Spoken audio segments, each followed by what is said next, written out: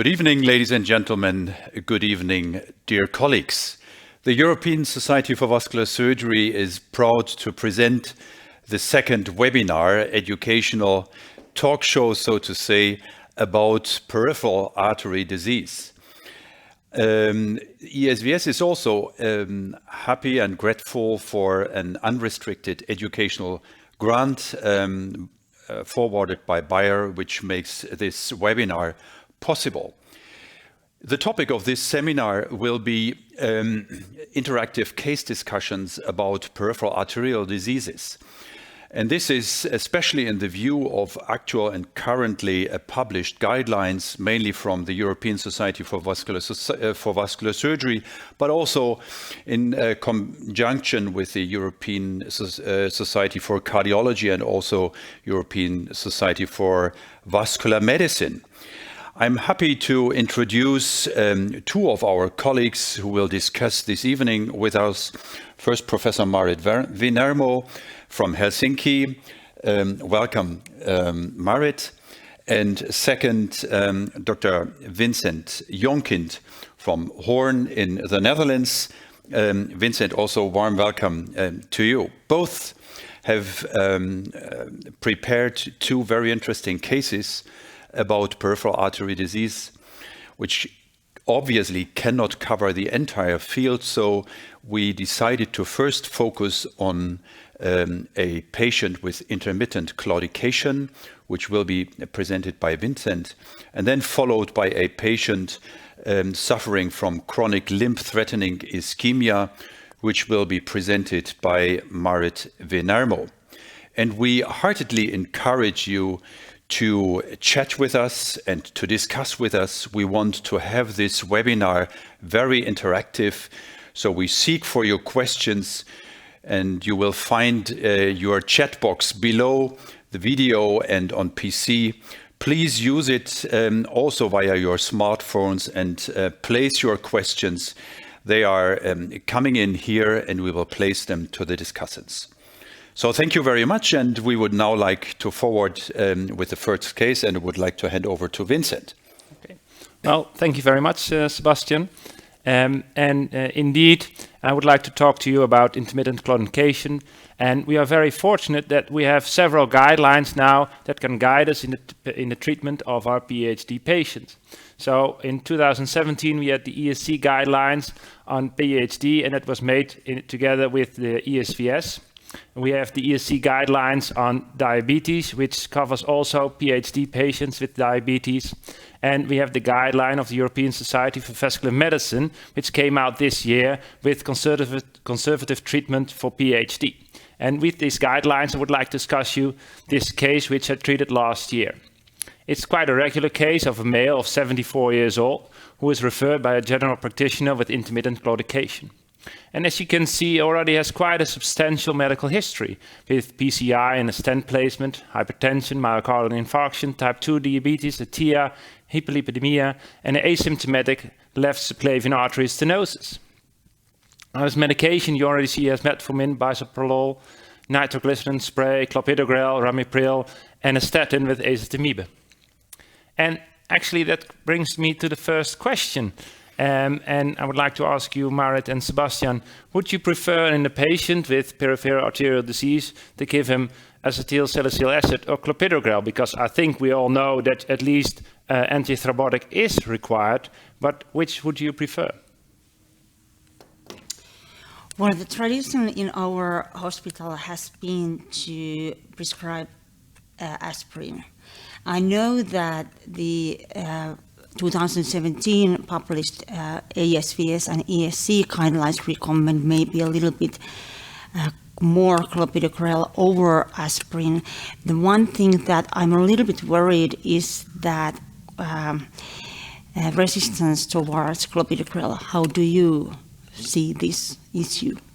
Well, that's very interesting topic you talk about, because the resistance is something we didn't really worry about in '96 when the Caprice study came out. And now it's much more of a topic. And for instance, in the States, it's very useful that almost all patients who are put on clopidogrel are tested. And in the Netherlands, actually, that's not the case. We all just give them clopidogrel while we don't test. Well, we know that in the European populations, 25 to 30% of all patients have some resistance or at least a slow metabolizer for clopidogrel. So we don't really know if we are treating them well. And what we see in the Caprice study, which is from '96, as I said, is there is some advantage of clopidogrel over aspirin with a reduced cardiovascular mortality in a MACE, but the bleeding complications were not in that study, and you see that you need to treat quite some patients, 87 in 3 years period, to really save one MACE. So it has some small advances, but that's why it's only class 2B recommendation from all the guidelines. So if you go back to the case, he has progressive claudication since some years, and he's pain in his calves on both sides, and he has now a walking distance of 150 meters, but no rest pain. He's still smoking, actually, with 4 cigarettes a day, so he already said he was diminishing, and he drinks 1 to 2 beers a day. Didn't really have exercise training yet. I felt pulses on his groins, but no distal pulses, no wounds, and he is overweight, as you can see. So we did an ankle brachial index, and you see that's not even so bad. It's 0.73 on the right side and 0.84 on the left side. But if we do a treadmill test, then you see that they really decrease a lot. To the right side, 0.27, on the left side, 0.38. So if you evaluate the case, it's a lifestyle-limiting intermittent claudication. He does not have critical limb ischemia, but he does have polyvascular disease with cardiac, cerebrovascular, peripheral arterial disease, diabetes, and he is obese and still smoking. So then we come to the treatment plan. And Sebastian, what would be your suggested treatment plan for this patient? Yeah, well, this is a very demanding and good, appropriate question. I think, in the view of all these side diagnoses, besides the PAD, this patient should be considered as a high-risk patient. He has truly many risk factors included in himself. So I would be very careful with considering any kind of invasive treatment unless this patient doesn't really severely complain. So if this patient, as you mentioned already, is a quite stable patient with a claudication and treadmill limited to 150 meters, this probably means a slight decrease of quality of life, but probably should be sufficient for this patient. This is the first question I would raise with the patient. Mm-hmm. And Marit? Yeah, well, I would like to ask Sebastian, and maybe also from you, that when you examine the patient and you don't feel pulse in the groin where the claudication exists, does this affect your decision? Well, I'm quite strict in that, because what you hint on, I think, if you don't feel a pulse in the groin, you could have that he has an iliac stenosis or occlusion, which is quite different than someone with a superficial femoral disease. And I tend to be a bit more aggressive in those, but I still am very in favor of always starting exercise therapy first before doing any intervention. Yeah. I think before starting deciding on intervention or surgery even, we first should rule out that we have managed all conservative options to treat this patient first, in terms of claudication. Yeah. Do you agree? Yeah, absolutely. Okay, so that's actually what we did. We are really urged him to stop smoking, and I started the supervised exercise training, and I said, well, I'll see you back in 3 months. Well, if you look at the guidelines and the evidence, there is quite substantial evidence on starting exercise training. And we know that it improves the quality of life and the walking distance with about 5 minutes. And what we also know is that supervised exercise training is superior to home-based exercise training with about 120 to 210 meters. But then, of course, you have the difficulty that it's not reimbursed in all countries. I know in the Netherlands it is. How is that in, for instance, Finland, Marit? Well, we have a different kind of system which means that we don't get reimbursement from anything. So we have a salary which is the same regardless of sort of tricks we do. Okay. And Sebastian, is supervised exercise training reimbursed for the patients, or? Well, not in general. It is reimbursed on a case-to-case basis. So we need to apply for every patient on his own health insurance company. So this makes it difficult to offer such a training to every patient, and makes this recommendation some kind difficult to implement into daily practice for our patients overall. Yeah, that's really difficult. If and it used to be in the Netherlands as well, that someone would get, if you do an intervention, they would be covered by the insurance. But if you have to train themselves and have to go to a physiotherapist, they have to pay themselves, which makes it really difficult. Unfortunately enough, we changed that in the system in the Dutch society, and then you see the numbers of interventions really going down. So if we go back to the case, then I think the next question is, like Sebastian, you already pointed out, it really is a high-risk patient. So it's just starting supervised exercise training and see him back in 3 months, quit smoking. Is that good enough for this patient? And I think that we need to do more in cardiovascular risk management. And then comes the next question, is that the responsibility of the vascular surgeon who's seeing that patient? Is it enough that we say, okay, you need to try harder and you have to walk, and then send them back to the general practitioner? Or do you really take the cardiovascular risk management in your own hands? Well, this is a good question, and probably cannot be answered in general. My clear view, however, is the vascular surgeon has to care for the patient, the entire patient, and that's very important. So we obviously need to care for the patient's risk factors too. However, of course, we are no cardiologists, and we need cardiologists and maybe also angiologists to include them in a vascular team, to have a team-based approach in these patients. And this is something we probably should do on a very structured way. So every patient should be thoroughly looked for all cardiovascular risk factors he has, and then we should decide in a team which kind of therapy fits most, and it's certainly always a very individualized approach. Yeah, and I think that sometimes it's more effective when it's vascular surgeon who explains to patient that you don't need surgery. Yeah, And it's important to take medications and explain why.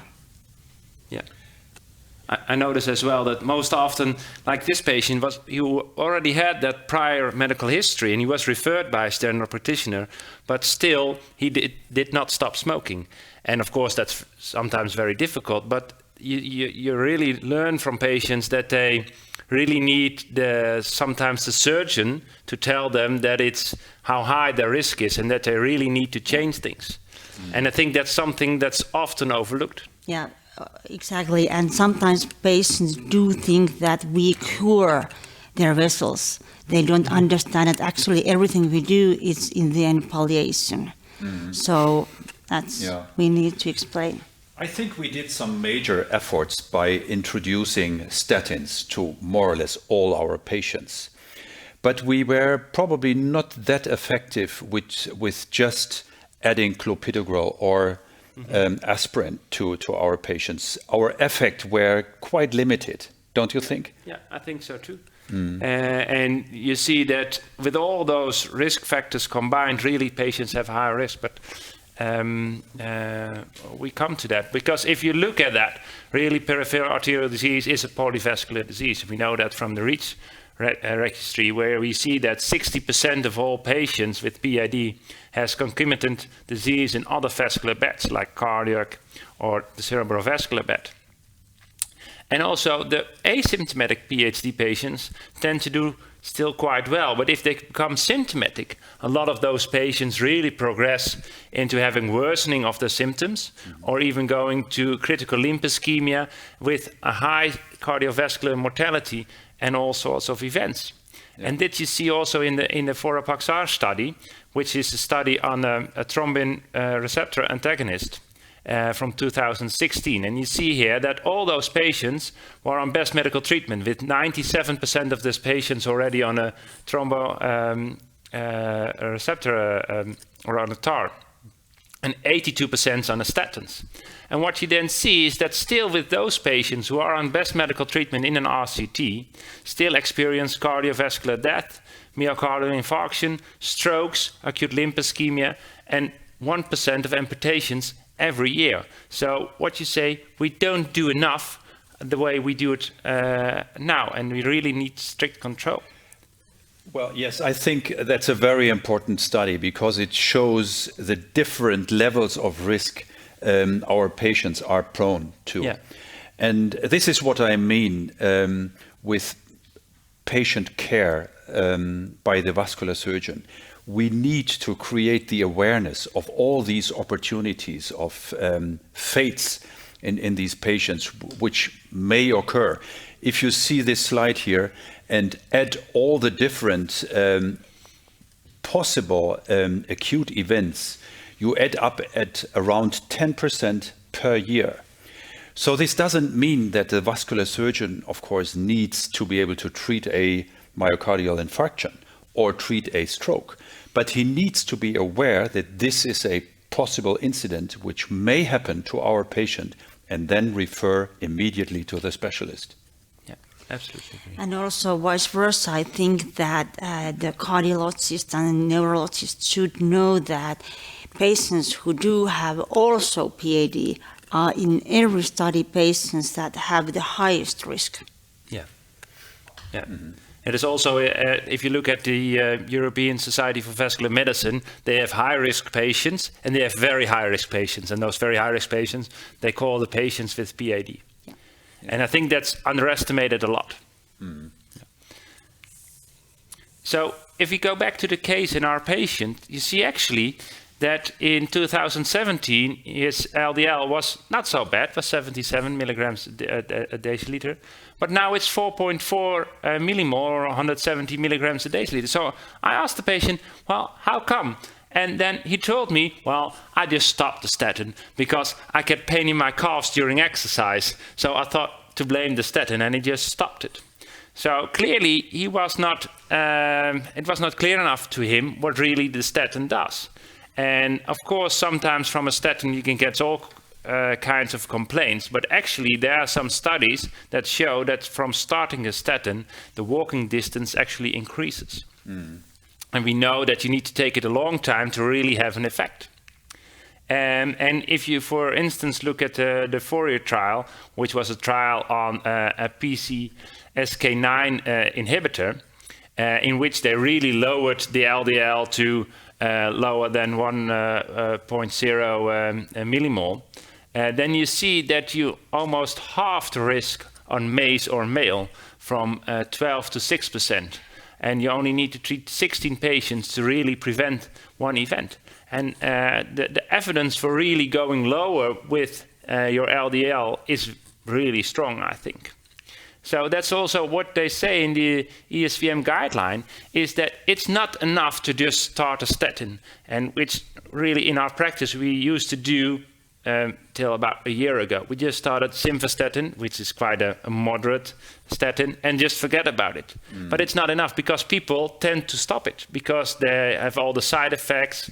They're not sure if it really works. So you really need to start a potent statin, like rosuvastatin or atorvastatin, on already quite a higher dose and not on the lowest dose, because these are very high-risk patients. And you need to monitor it and to see if it really lowers down. Yes, Vincent, I mean, this is a very potent drug and offers a lot of benefit in the long-term run for the patients. So that's the reason why we offer it to nearly every patient. But still, in our daily practice, we do have patients complaining and telling, well, Yeah. I'm afraid about long-term side effects after using these years and years of statins. What do you explain to the patients then? I really try to focus them on the extremely high risk they have if they don't use the statin, and to really try to look at the advantages of those, and try to reassure them that of the long-term risk they're not that great, and they really are very tiny if you compare them to the huge advantage that the statins have. Yeah. And if I really, because my armamentarium in statins is really low, I don't want to have 4 or 5 different statins. If it really is difficult, I always refer back to a vascular medicine or a cardiologist, or even back to the GP, who often has much more knowledge of statins and can change that a lot more than I can. Yeah, indeed.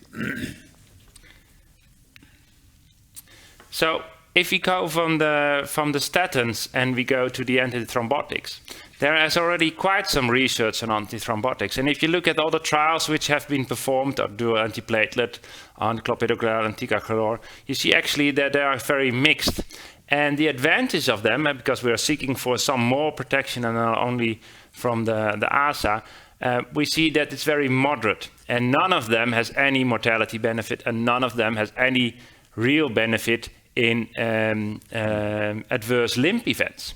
And some of them don't report the bleeding or really have increased bleeding. So none of them really took off. And I think that was one of the things that Fire started the COMPASS trial, in which they looked at adding a low dose of rivaroxaban to the ASA and compared that. And they did that in almost 30,000 patients. And if you then look at the PhD population in COMPASS, which are more than 7,000 patients, we get very interesting results. Because you see that reduction of MACE is really substantial. It's 28% reduction of MACE in those patients. And we see that there's even a higher reduction in male complications in those patients. And we see that you go from 2 to 1% male complications. And on the other hand, of course, you have the culprit, and that's, of course, increased bleeding complications. But if you really look into them, it's not as bad as at the first sight, because the real fatal bleedings and the symptomatic bleedings into a critical organ, which you see on the lower side, does not really make a difference between the patients who got rivaroxaban and who only got aspirin. There is actually one side in this. We are attending the Voyager trial, and we have patients who actually have had minor bleeding from intestine, and then we have found cancer in these patients. So this could be also sort of positive bleeding. Like index bleedings for gastrointestinal tumors. It would be great to know what is the proportion of these patients. Yeah. And actually that could be an added benefit of it, but it's of course something really different. And that's the whole difference indeed in the bleeding, is that most of those bleedings are not critical, but tend to look at the other way. And of course the patients who are on high risk and have PhD, most of the risk factors are the same, of course, for cancer. Yeah.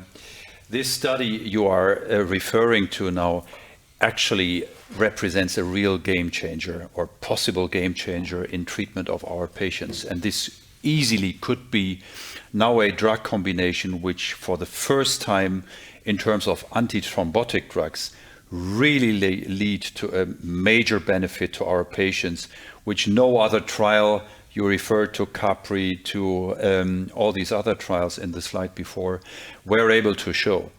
Although we need to state that the PAD patients only represented a subgroup out of the patient cohort in the COMPASS trial. So it's a subgroup analysis of the whole trial, but still it's more than 7,000 patients. So I think it's not, you can't put that aside easily. And especially if you dig deeper into it, like they did in the publication in JACC in this year, and I have the slide over here, then you see if you have the patients who have disease in more than one vascular bed, which have 60% of our PhD patients, you really see the highest benefit.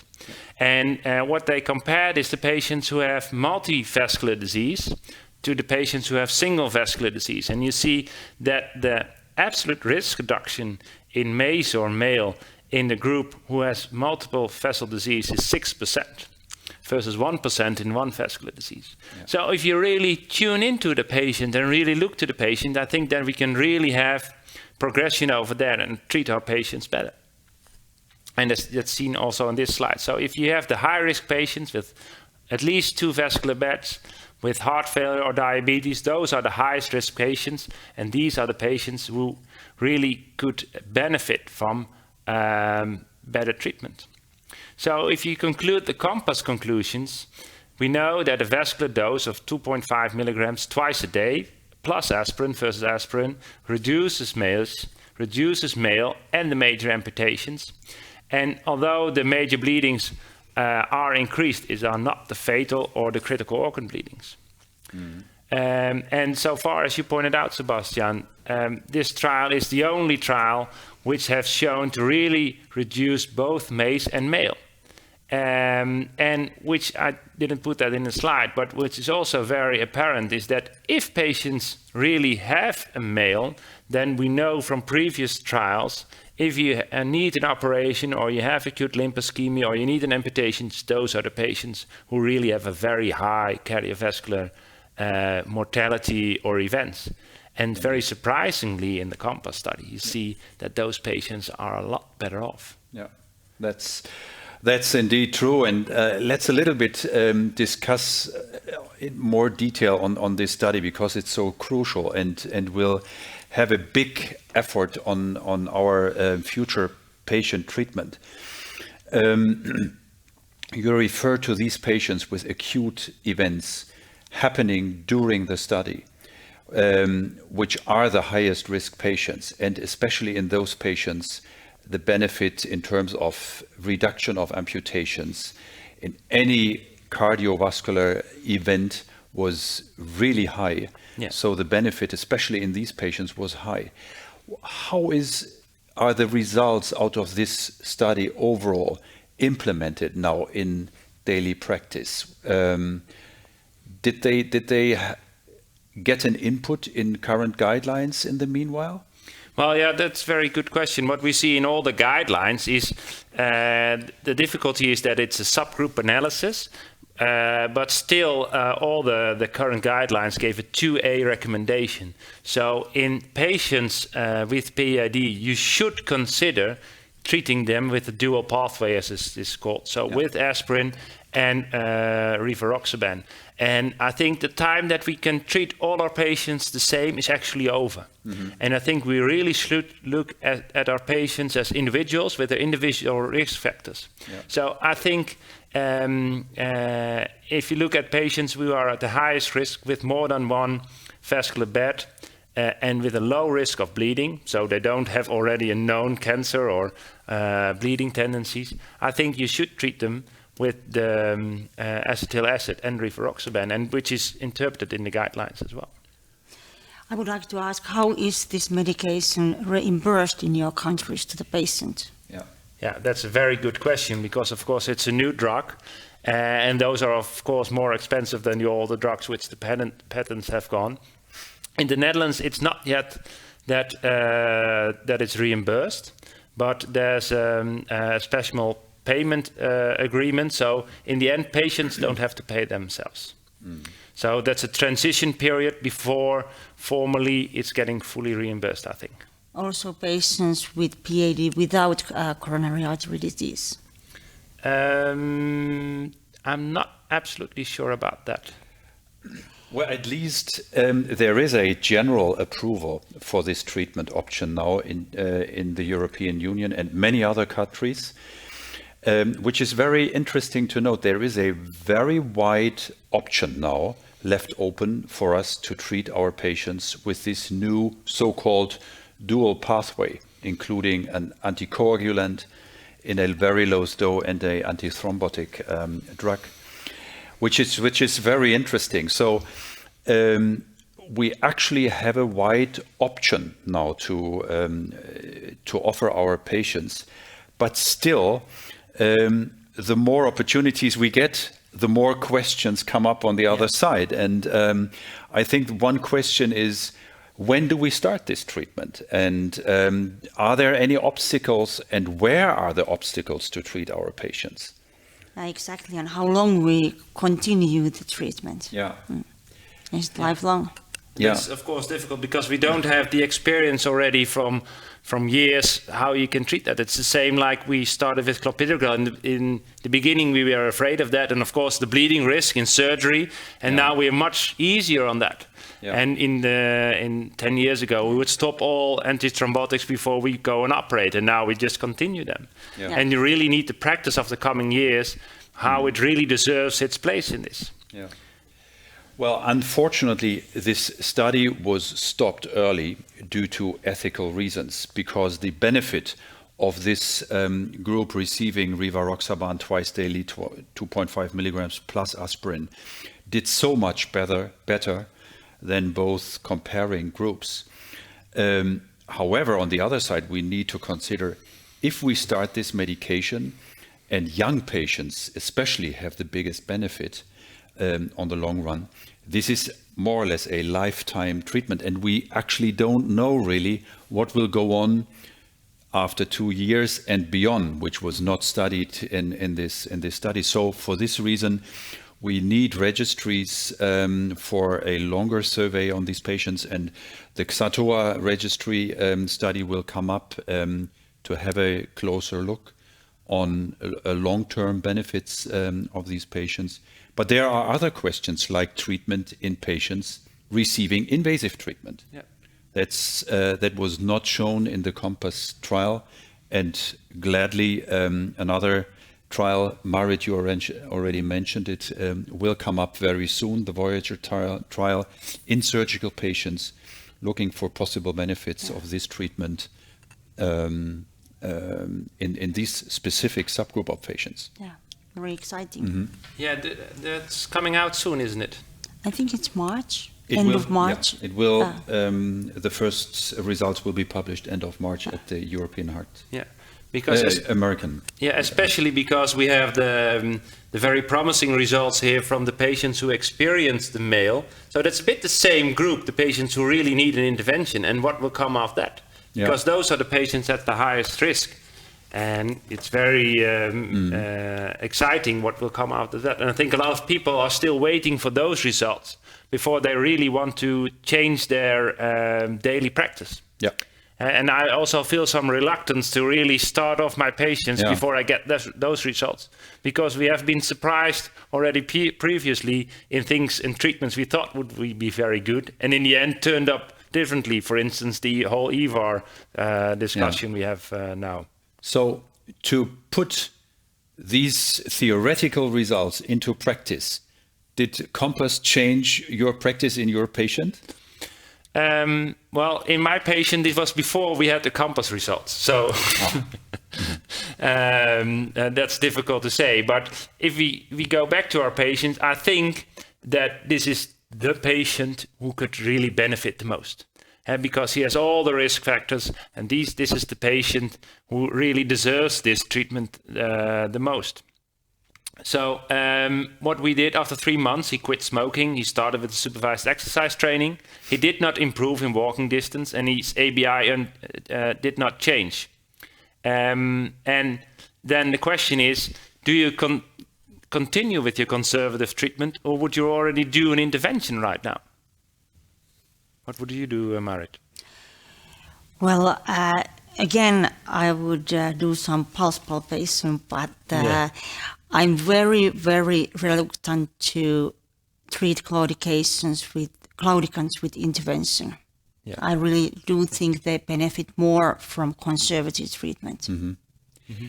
But still, I would be keen to have more examination now. Did you do a duplex scan in this patient? Yeah, well... Where does he have his problems? Yeah, well, we did. So here you see the interpretation of the duplex scan, and you see that aorta and iliacs are quite good, actually. But on the right side, he has a short occlusion in the midst of his superficial femoral artery. with a very nice big collateral going down, and a stenosis already at the start of the superficial femoral artery and smaller down there. So if you would see this, which is, well, not very challenging, I think, would that prompt you to do an intervention already, or would you still say, okay, I'll wait a little bit longer? Well, I would say that this is quite typical lesions in claudicants. Yeah. The femoral popliteal region, and I would encourage patients to walk. Yeah. Because if you then go and do some PTA, you maybe put some stent. So what next? The stent is occluded. What is your next option? Yeah, then it's getting difficult and difficult. And actually, that's the same I use to my patients. So sometimes I use the imaging to really make a treatment plan, but I can also use it to talk to my patient and say, well, you see the artery is completely occluded, and we can do a treatment that actually, that's also a trauma to the vessel. And the vessel will react again with making fibrosis, and in the long term, you will turn up worse than you are now. Mm-hmm. So it's better to continue and change your lifestyle. Yeah, in general, I agree. And I also would be very careful with starting any invasive kind of treatment. However, I think there is two topics which we should take into consideration. First would be age of the patient. If a patient is still active working and has the fear of losing his job, then I would consider active invasive treatment if it is reasonable. Mm-hmm. Like in this patient, we have actually a, well, old but so-called task A lesion here. It's a very small occlusion, and treatment possibly will not be very complicated, not complex. So an straightforward PTA probably would do a good job in such an active patient. But here we have a retired person, 74 years old. He is probably not even complaining very much. So in this case, I would definitely stay conservative. Yeah. Yeah. Well, he's complaining quite a lot. He does. But still, I managed to persuade him to continue the conservative treatment. And then after 6 months, actually, he then really noticed that he markedly improved his walking distance. And I see that a lot. And in the first 3 months, they don't really start off with the supervised exercise training because it takes them a few weeks to make an appointment. And then they find it difficult to incorporate it in their daily life. And then after 6 months, he changed also his diet. He lost 6 kilograms. His LDL dropped. And then he was really, he really noticed that he was improving. And then he said, okay, now I'm going to continue. So in the end, I think a very good result. So in conclusion, I would like to say that peripheral arterial disease really is a polyvascular disease with a high risk of future cardiovascular and limb-threatening events. And it's very important to identify and treat all those risk factors like diabetes, hypertension, LDL, look at their diets and really motivate them to do physical activity or even supervised exercise training. And like we discussed, it's very exciting that probably we have a very new treatment in our armamentary to treat those patients even better. Well, thank you, Vincent, for this very interesting case, which really gives us an insight into our daily practice. It's a very typical case. And congratulations to your treatment plan, which finally was very successful. Yeah. However, this patient, as you correctly mentioned, is a patient which will follow you lifelong. He has this disease. It is a global disease affecting his entire organism. You manage to treat his claudication, but he still is continuing suffering this disease. Mm-hmm. How do you deal with this patient on the long run? Do you have a schedule for him to repeatedly come, maybe every year, for a diagnostic workup? I think on one hand that would be good to really follow up all those patients. On the other hand, if you explain to those patients the importance of really changing your lifestyle, change your diet, lose weight, keep on walking, and the importance of really keep on taking your medication. I think you can stop the follow-up visits, but it's very important that you keep good contact with a general physician who really sees those patients regularly, also for other complaints. And that if the patient comes after half a year with a cough or with a cold, that the GP asks, how is it with stopping smoking? Is that still possible? And how do you walk? And you really educate your patients on that. And really try to tell your patients, if things turn bad or if you get wounds, then you need to come back immediately. The difficulty is sometimes that if you make a follow-up visit after a year, and the patient has an ulcer which doesn't heal after 8 months, they say, I'm going to the surgeon in 2 months anyway, so I wait it out. Yeah. And that's always the danger of regular follow-up visits. Yeah. Well, you mentioned it swiftly. Our patients do have the problem of drug adherence. Yeah. We know drug adherence is not very good, and this probably is an obstacle and an argument for a regular follow-up. However, this follow-up not necessarily needs to be done by physicians. Yeah, it also could be done by vascular nurses. We do have experiences, for instance, from Copenhagen, who published a very nice study on outpatient clinics driven by nurses, which worked really well. Marit, how is your policy in Helsinki?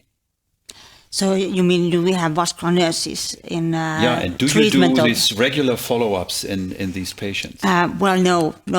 Our patients, we usually, vascular surgeon visit them, and we discuss with patients. And then we actually, the follow-up will be in GP. Some patients we take with us after 3 months, half a year, but mostly it's based on GP. Yeah. Of course, we prescribe statins and also advise to control the cholesterol levels after 1 month. And yes, I think to conclude this discussion, there are, of course, many opportunities to manage these patients in the long run. However, it also refers to the necessity to have a very close correlation with the sending GPs or cardiologists or internists or angiologists, whatever, to have a close team approach in these patients to keep them actually continuing to be cared for, because they are suffering from a general disease. Yeah, we are actually now developing sort of digital treatment pathway where we could engage patients to go to web and do some quality of life measurements and get a lot of information of claudication and also follow them. Not physical visits, but just email with them about how they progress. Yeah, that's true. Yes, well, there, of course, is the majority of claudicants who will stay stable as claudicants or even become asymptomatic. But there is a remaining subgroup, a small one, luckily, which is decreasing and will develop chronic critical limb threatening ischemia, a new term which was just invented by the new global guidelines. And I'm very happy that Marit Venarmo now will present such a case, which shows the various demands we are faced to when we treat and manage those patients with chronic critical limb threatening ischemia. Marit, we would be happy to listen to your case now. Thank you. So our second case today is a patient with CLTI. And here I list some practical considerations we aim to discuss with my case. It's how to achieve best medical treatment, patient motivation, knowledge of GP, how to avoid delay, which may be patient-related, GP-related, and hospital-related. How to select optimal revascularization method for the patient. how we measure the success of revascularization, how we know that perfusion has increased enough so that the wounds heal, and what is the best medical treatment so that we can decrease CV mortality and morbidity and increase patency of the revascularization. So in this study from Helsinki, we evaluated 400 consecutive patients with CLTI and tissue lesion who were referred to our outpatient clinic, altogether 400 patients, and we can see that the median delay from referral to revascularization was 44 days. And we can see that actually a substantial number of patients underwent urgent revascularization during the treatment process, which means that actually they became acute or the tissue lesion became worse while they were waiting for elective treatment. So I think we can conclude time is tissue. Here we can see the results from our study with 7,000 patients, and we asked the purchase of statin and clopidogrel from the social insurance institution. And first of all, we were shocked that only 55% of the patients went really to the pharmacy and bought the medicine. And here we can see that actually more than a quarter of the patients bought only one package of statin. And then survival in 12 years, we can see that actually the best survival is in patients who had both statin and clopidogrel, and the worst in patients who did not have any medication. Marit, this very nicely points to the point that these patients really need a very close line to be followed on. They need close management. Drug adherence is so poor in these patients. Yeah. Is this probably one of the main reasons why we do have such a big delay until they are receiving their treatment? Do they need so long time to go to the GP to finally being referred to the vascular surgeon or the specialist treating the patients? What are the reasons for these delays? Well, that's a good question. First of all, I think that patient-related delay, it is quite high, as we will see, for example, from our case today. And I think it's also the most difficult to sort of improve. Or do you have any suggestions how we could improve that patients seek help?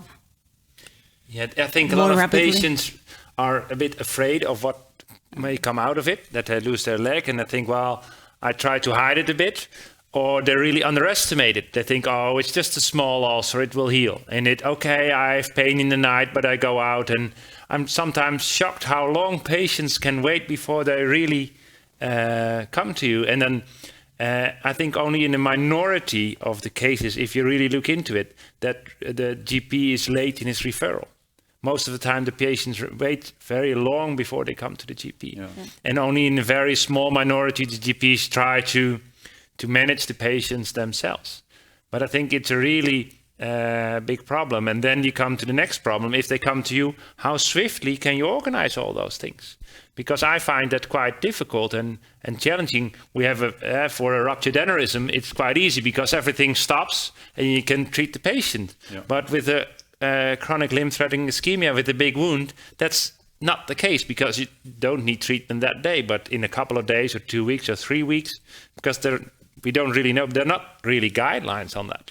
Yeah, and of course there are different patients. Some are more acute than the others. Yeah. Mm-hmm. I think one thing is also that do our GPs, how they measure the circulation, do they measure ABI?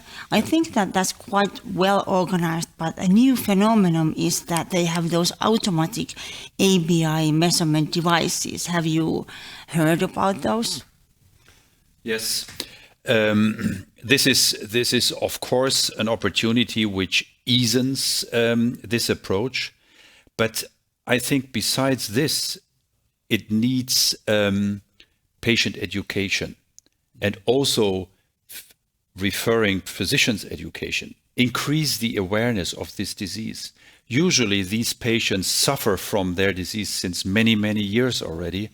And in my personal opinion, this is a strong argument for a long-lasting survey of these patients in order to educate them, to make them aware about primary, secondary, and tertiary prevention, and also increase awareness by the family doctors, GPs, for this disease, to have an early recognition, because it's actually so easy to recognize. Yeah, exactly.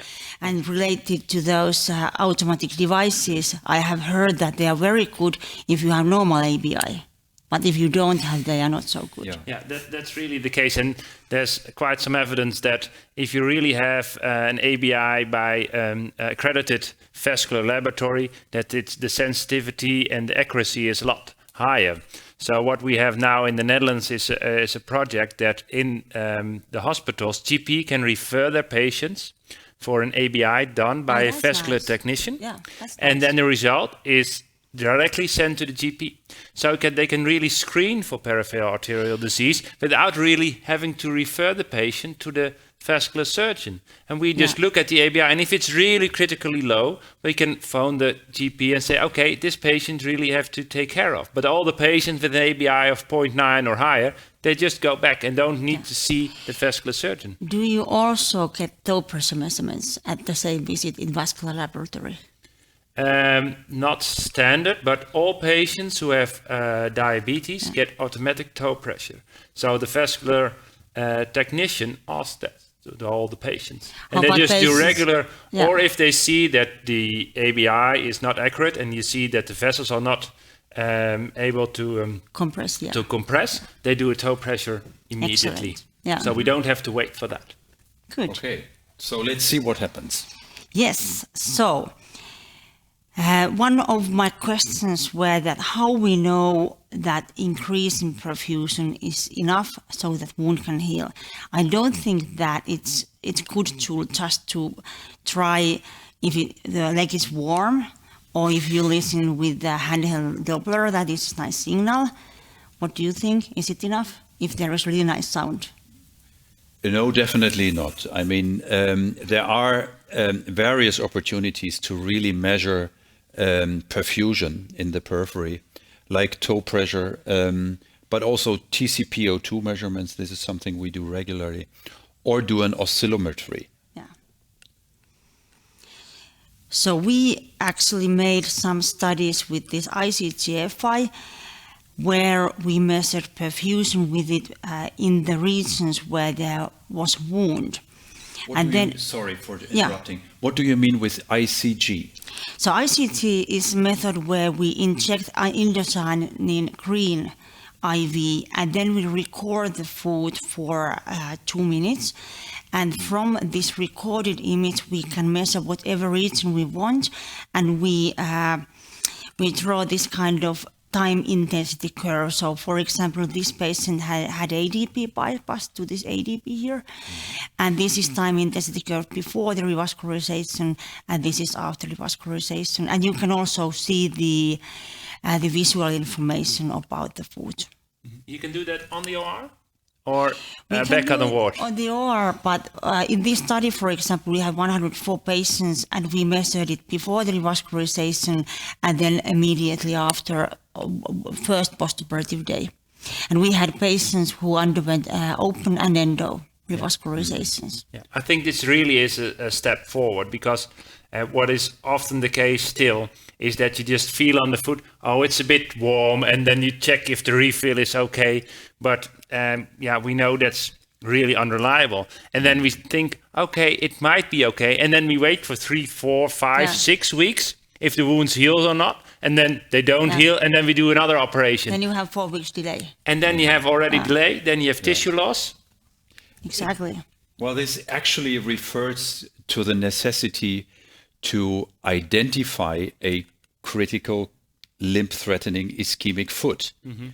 What do the guidelines, the current guidelines, say us? How do we define such a threatened foot? What do we need to diagnose this? Well, we need to have, of course, symptoms and signs, and then, of course, it has. We don't need anymore that toe pressure must be less than 30. So we also include a little bit less severe toe pressure values, and the less than 60 is already a sign that something is wrong. Really. Yeah. Would you say that a diagnostic workup in terms of imaging is needed to define such a critical limb-threatened ischemic I foot? think that you need to know, or you need to see that there are occlusions, Yeah, there are arterial exactly. disease, because we have a lot of patients with chronic wound, and in the end, the arteries may be quite normal. Yeah. So we finally need many cobblestones actually to add on to finally define such a patient with a critical limb ischemic foot, Yes. including toe pressure, ankle brachial index, oscillography, or ICG, which are all very helpful, and some kind of angiography, either MRI or DSA or CTA even. And also, I think that with DSA, you can do the diagnosis if you see several occlusions. Regarding the ICT, the single measurement usually is not very good because you need the reference measurement. So it's a very good tool to measure the increase in perfusion or decrease, any changes. But as a single measurement, it's not very good. But here we found that actually it predicted relatively well the wound healing. So you can see here the increase in the areas where there was wound, which didn't heal within 16 months. And in the right-hand side, there is wounds that healed. And 19 unit increase in this intensity predicted wound healing in overall surveillance, and then 35 unit increase predicted wound healing in 4 months. But let's go to our case. He's male, born in 54, and actually at the age of 55 years, he got myocardial infarction, and he had a positive family history as his father died because of heart attack at the age of 50 years. And he underwent CABG, of course, medical treatment, pimaspam, simvastatin, and hypertension medication, and he stopped smoking.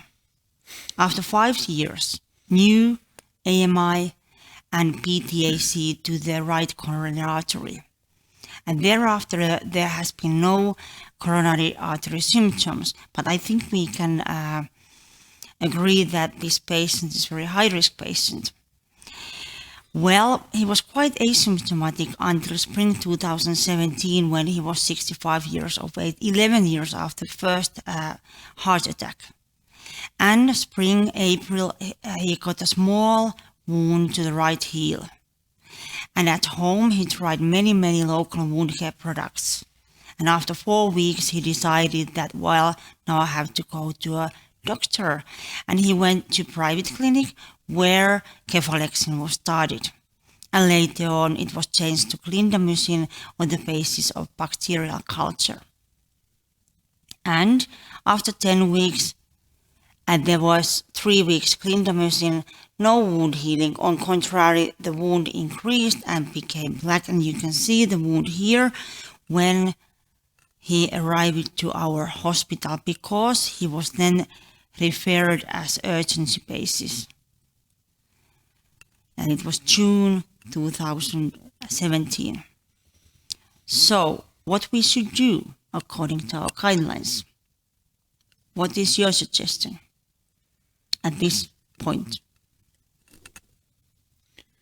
Well, I think what's really important, it's really a limb threatening, so you really need to act fast and do high quality imaging on a very short term, and I think you really need to intervene on a short term. But he is a really big problem on his heel. And the question is, if you really can revascularize, does he have a functional status afterwards? And I think that's very difficult to predict, because it could very well be that you do a very nice pedal bypass, for instance, and then end up amputating the whole calcaneus, and he can't walk with it. And then you end up with an amputation anyway.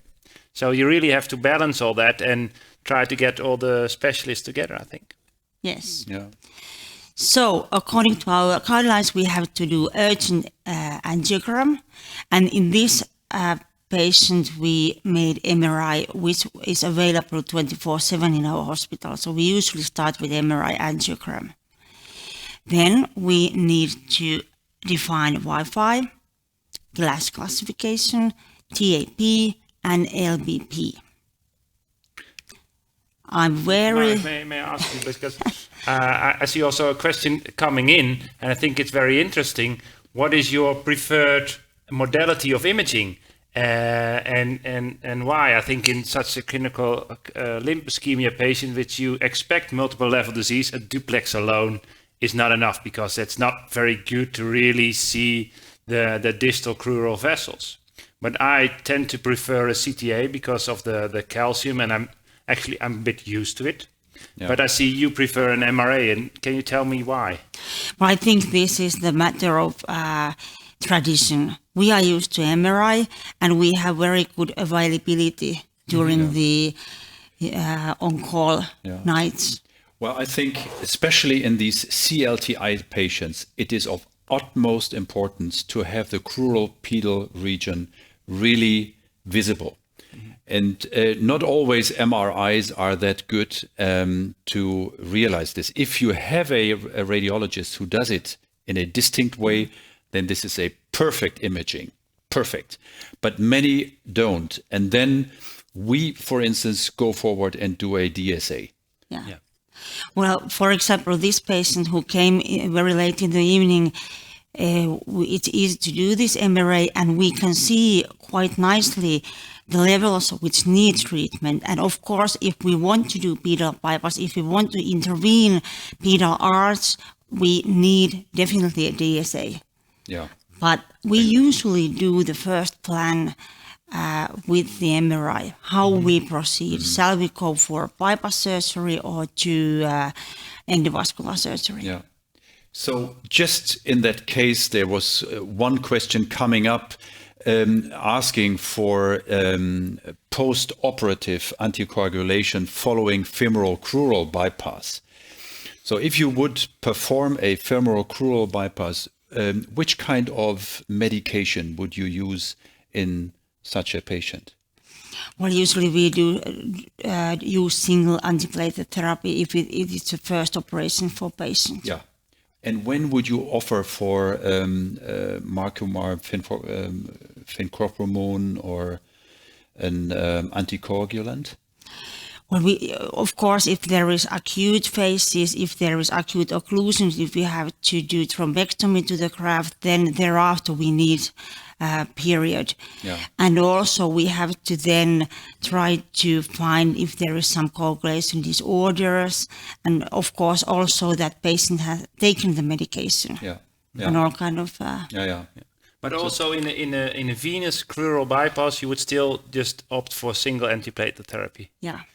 Yeah, because I'm Dutch and we have the Dutch BOA trial. Yes. We, of course, put every patient with a venous bypass on vitamin K antagonist, but especially in a venous bypass, crural bypass, I would would feel better with that, even if the evidence is not that high. I saw in the question we had from the viewers back home that they asked, would you consider starting a DOAC in these patients? And actually, there's very little, some retrospective evidence on that you could do that. But I think the evidence is so limited that I would rather just continue with the vitamin K antagonist, because I know what they do. Yeah. And actually, because I also know that they take them.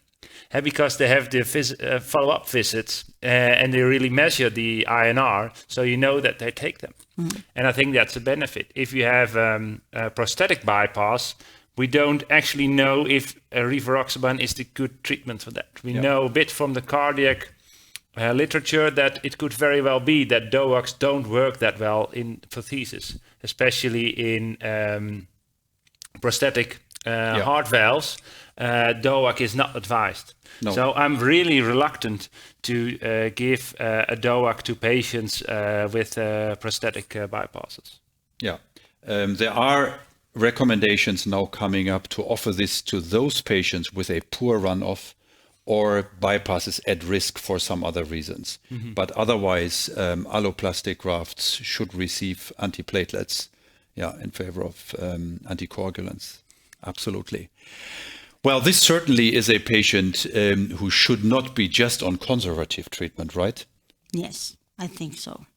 And also our guidelines says we should offer revascularization because there is, as you see, Wi-Fi 4, where you can use the very nice app from ESVS and feed patient characteristics, and then you get Wi-Fi 4 and class 3, which means that patient has multi-level disease, a little bit complex. There is aortoiliac occlusion, but also inframalleolar occlusion of the arch. Yeah.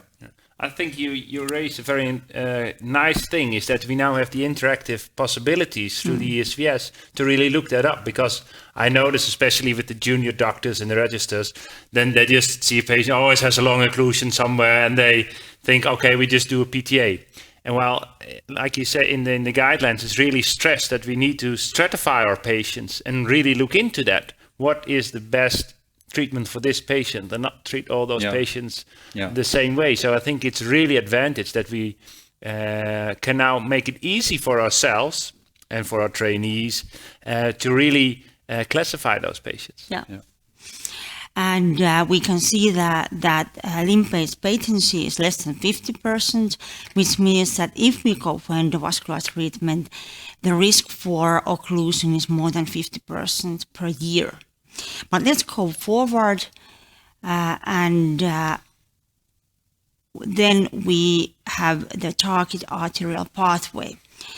The recommendation is to go, if it's possible, for angiosome orientation. However, in this case, because fibular artery and posterior tibial artery are occluded, we don't have a possibility for angiosome targeted pathway, so we go for least diseased artery. And so we have multi-level occlusion, average risk patient. What is optimal revascularization? We can go for stenting of the common iliac artery and common femoral artery endarterectomy and distal bypass surgery. We can do all endovascular. We can put stent to common iliac artery, common femoral artery, and then infrainguinal arteries, just two PTAs. Or we can go hybrid. So what would you do with this patient? Well, you really nicely introduce these very novel concepts out of the GLTI guideline into the practice of this patient by including the glass concept and by occluding the target arterial path concept, aiming to achieve a direct inflow into the foot where the lesion is located. So, of course, you raise multiple options to finally reach this goal. And in terms of the overall appearance of this also high-risk patient, I would aim for a hybrid approach to be minimally invasive in this patient. So I probably would end up with a common femoral artery endarterectomy with a CEI stenting and distal stenting, probably. Yeah. Would it be completely outdated to only do that, actually? To only do a common femoral endarterectomy, improve the inflow with the stenting of the iliac artery, and leave the distal disease for what it is, and then wait for a few weeks? Because that was, I think, in the early days of my training, that what I was taught. If you have good inflow in your profunda, and then you increase the pressure a little bit, and then wait, because all the other things you need to do are too high risk. Is that still possible nowadays? Or you think in such patients you really need direct inflow to the ulcer? Well, I think that if you really have such a tissue lesion as he had in the heel, you are not able to get it healed. Yeah. If you just do proximal level. Yes, and I think this directly refers to the message of your paper about delay. Yeah. Time is tissue. So we probably need to be more aggressive to restore direct inflow into the lesion, and don't have delay to a staged approach. So if we have the opportunity to do everything in one procedure, we probably should proceed. And in the end, we go for femoral endarterectomy, so patient is in sleep. I don't think it increases so much the invasiveness if we just do the distal procedure also. And guidelines says that we should not put stent to the common femoral artery, and guidelines recommend endarterectomy, and then that we should, because this is Wi-Fi stage 4 and ischemia grade 2 and 3, we should go for both inflow and outflow revascularization. So we made a hybrid procedure, groin endarterectomy, inflow PTA, and then achieved the direct line from there to ATA. And of course, we put patient to ASA and clopidogrel. And my question for you is that, 2 days later, we debride the necrotic heel tissue. And we now see what kind of heel the patient have. And the crucial question is, now we have opened the line to anterior tibial artery. Is this collateral here enough to feed the arterial circulation to heal? And my question to you is, at this point, would you go at this stage to open the pedal arch? Well, if you see the huge ulcer he has, the question is, does he still have a pedal arch? Because it looks completely destructed if you look at the wound.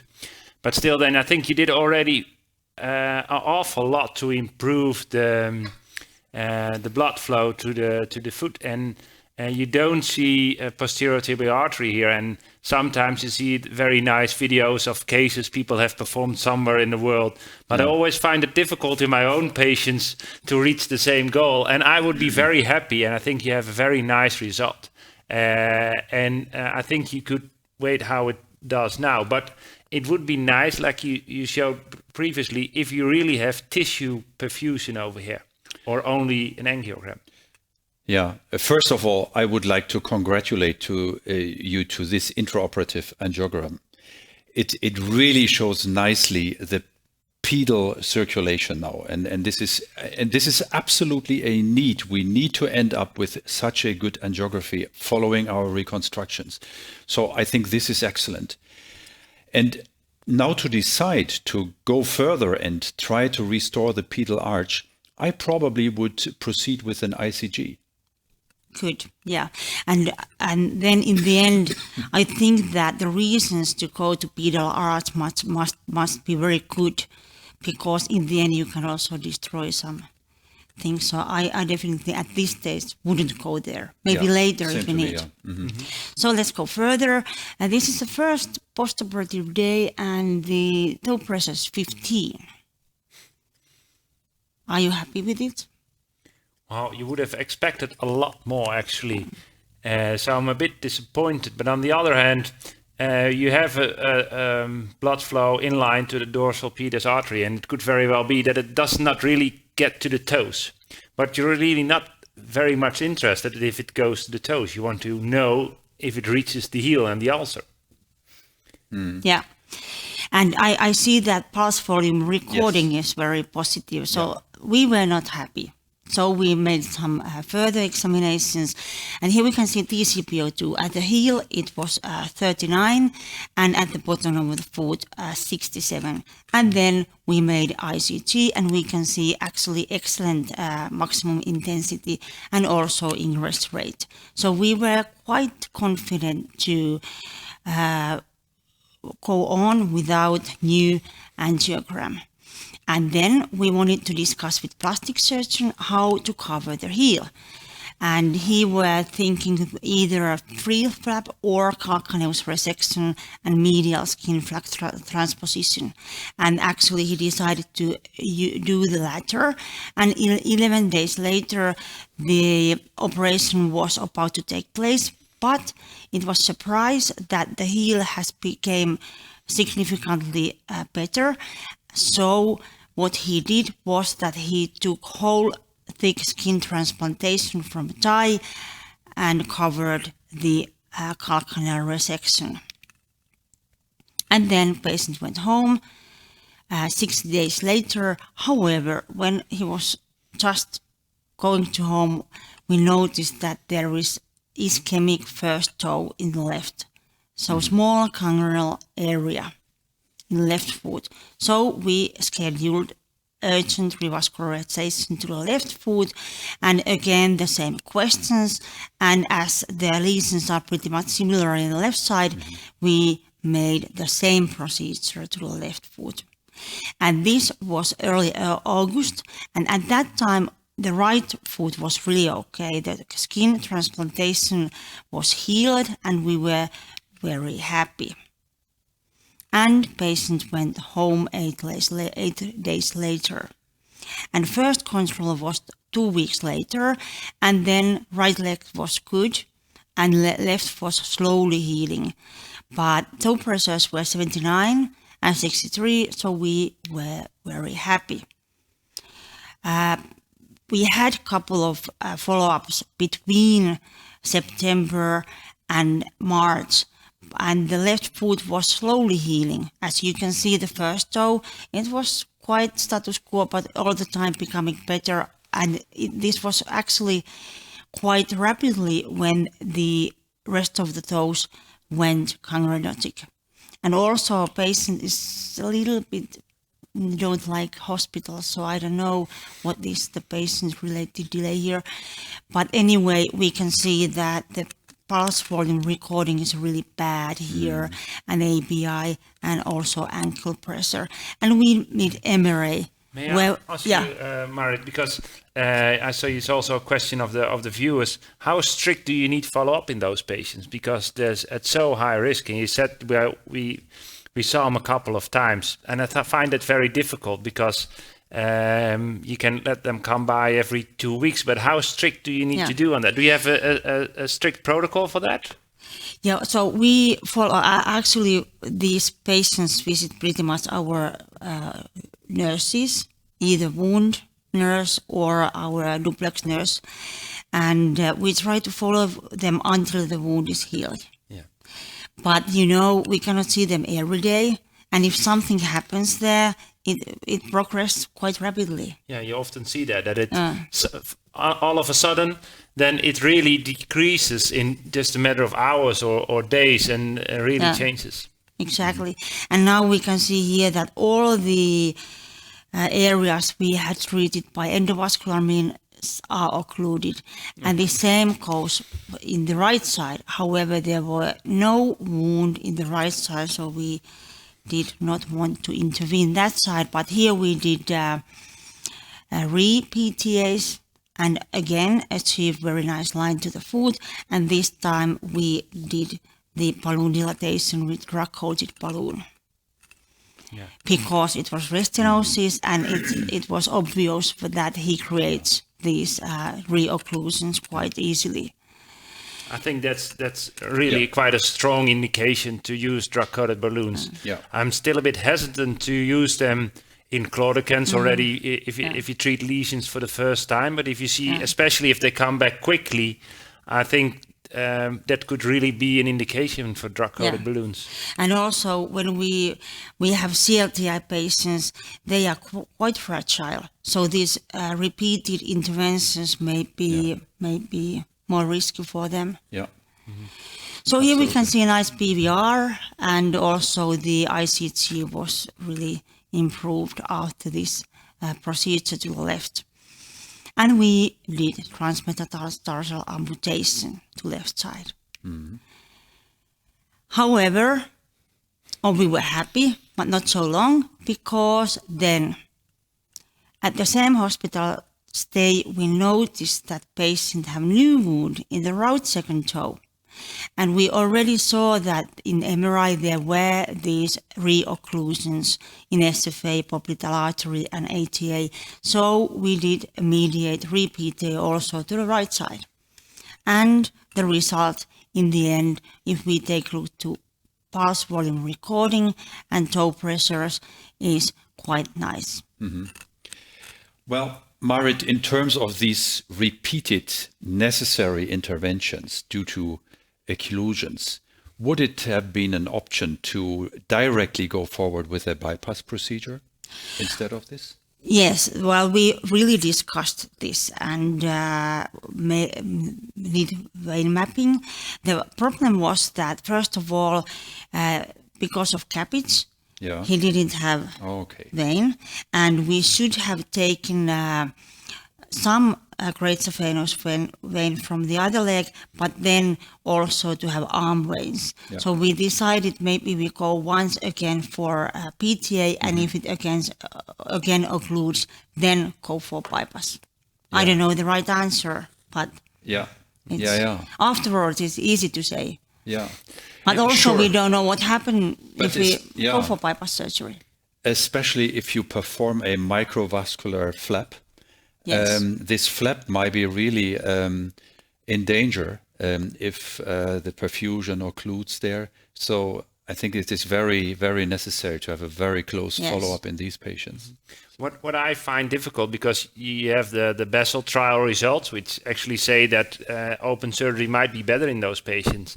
But if you have disease which really involves as well the crural vessels and even the pedal vessels, that's not something with open surgery you can easily treat.